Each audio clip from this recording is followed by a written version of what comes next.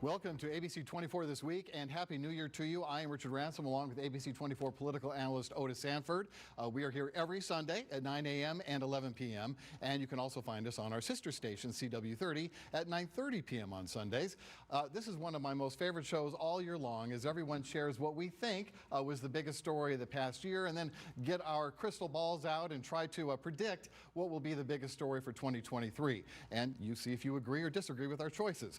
Before we get started with the fun part, let me introduce my panel for today's show. Ladies first, let's go with Susan Adler-Thorpe, political consultant with Thorpe Communications and former columnist for the Commercial Appeal. Deidre Malone is a political consultant as well, and CEO and founder of the Carter Malone Group. And here with me in the studio is Otis Sanford, ABC 24 political analyst.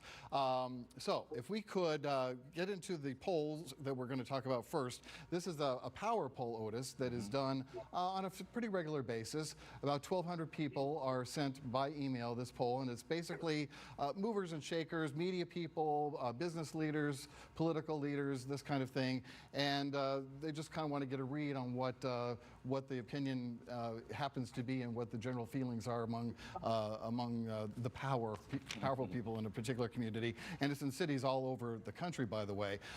And there are 3 power poll people here on the show right now. I am one of them. Susan takes part, and Deidre does too. And one question that was asked of the folks that were involved in this poll is, if you could give Memphis one gift this holiday season, what would it be? And the answers were, by far, 56% saying safer streets and neighborhoods, 20% said better public schools and equitable education, 12% said a more positive outlook on our community, and 6% a more equitable public-private investment in our neighborhoods. 4% said they'd like to see better public transportation. So that's how it broke down. And I just wanted to get your reflection, Otis, you first, as you look at these results, what you think this means, the broader meaning of this. Well, I think this reflects really the broader community, especially when the wish is for safer streets. That reflects the huge concern that people have in this community about crime and violence and just not feeling safe when you leave your homes. You know, the power poll respondents obviously are people who I believe would tend to be more optimistic about living in the situations in Memphis. And if they're saying, I really want safer streets and better neighborhoods and free from crime, think about what the public as a whole is thinking. So that's really what stands out for me. All right, how about you, Deidre? So I think it's a good reflection of what our community thinks. I think we all know that crime is a major issue in our city and our county. And folks went to the polls to vote on a DA and a juvenile court judge to try and see how they can help in that regard. So it's a true reflection, I think, of what people think about what needs to happen, what needs to change in our community, Richard. And Susan, what's your take? I was a little surprised that maybe education didn't fare a little bit better, but still that was the second vote getter, followed by needing a more positive outlook on our community. Well, I have to be honest, when I looked at that question, I had to think for a little bit, which would be my gift to the city for the new year.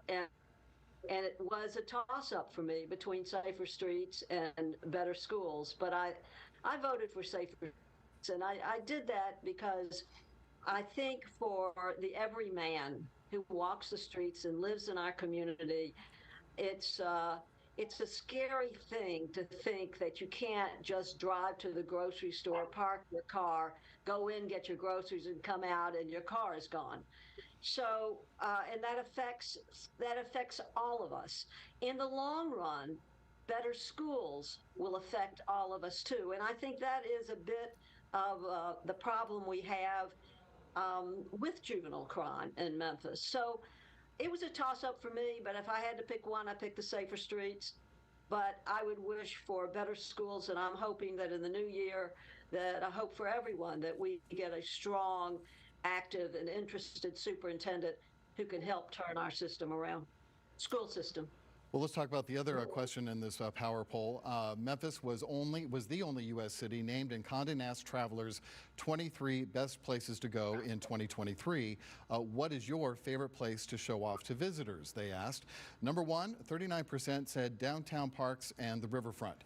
20% said the National Civil Rights Museum and other historic civil rights locations. 14% said Beale Street, Sun Studio, Stax, all the music attractions in Memphis. 10% said other. 7% said Grizzlies, Tigers, and Redbirds games, and 4% said Graceland and the other Elvis attractions. So let me start with you first on Deidre. This one, what were your thoughts, and what was your vote, first of all, and what are your thoughts about the other results? So my vote was the National Civil Rights Museum. I think Memphis is so steeped in so much history, and the Civil Rights Museum tells a story. But also I think about Beale Street and the Withers Gallery and all of those photographs that Ernest Withers took that are housed in that gallery. I mean, so that was my vote. Susan, your vote and why? Well, whenever I have a guest in town, I would say at least 50% of them ask the first thing they want to see is the Civil Rights Museum. And I think that's a real tribute to an excellent exhibit we have here. But if they don't know where they want to go, I always take them to something other, and that is barbecue. So I give them a choice of the barbecue restaurants, and once they get this barbecue, they're happy to see everything else. Well, we do take that for granted. We take our civil rights history for granted sometimes, and we take our river for granted. Yeah. A lot of people who aren't from here, they want to see that too. That got my vote, but I'm telling you, I think you can't go wrong with any of them. And I know you would probably vote for Grizzlies games, because that is Grizzlies and Tigers games are quite an experience, and they're uniquely Memphis, which everyone who I've taken who's not from Memphis who goes is like, wow, that was an NBA game. That was fun. No question about it, Richard, and I have a lot more to say about the Grizzlies a little bit later. But I agree with both Susan and Deidre talking about one of the crown jewels in our community, which is the National Civil Rights Museum. I said many years ago, and the former president or executive director at the Civil Rights Museum, Terry Freeman, picked up on this. The Civil Rights Museum is our town square. That's where everybody goes to make a statement, and just to bring attention to anything. They go to the Civil Rights Museum, so they use it for that. But plus the steep history that it has. So yes, I mean there is a lot of things to feel good about Memphis, and I'm glad we're one of the 23 cities that people need to visit in 2023, because I believe that there will be a lot of things for people to see here that will override and overcome a lot of the bad things that we see in the city.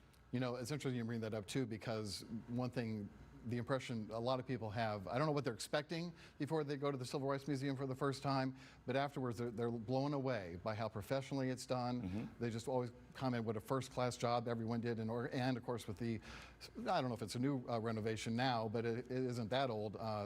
Some of the improvements they made recently, also just top drawer, and you're just really proud to take people there. Well, no question about it, and a lot of important things that happen in this city, they want to hold them there. I mean, I just a couple of weeks ago, I went to an unveiling for Walter Bailey, and he wanted to have this at the National Civil Rights Museum. Mm-hmm. And there's a reason for it, because he is steeped in the history of the Lorraine Motel. And Dr. King's last visit here, he was actually in the room on the night, on the day that Dr. King met with the lawyers to try to get that injunction lifted for him to have that march on April 4th. And of course, we know he on April 5th, really, and he died on April 4th. So Walter Bailey was a key part of that. So he wanted to have his unveiling at the National Civil Rights Museum. That just tells you how important it is. Well, 2022 was a really big year in Memphis, lots of stories to choose from. But when we come back, we're going to find out what each member of my panel here chose as their biggest story of this year that's passed, right after this.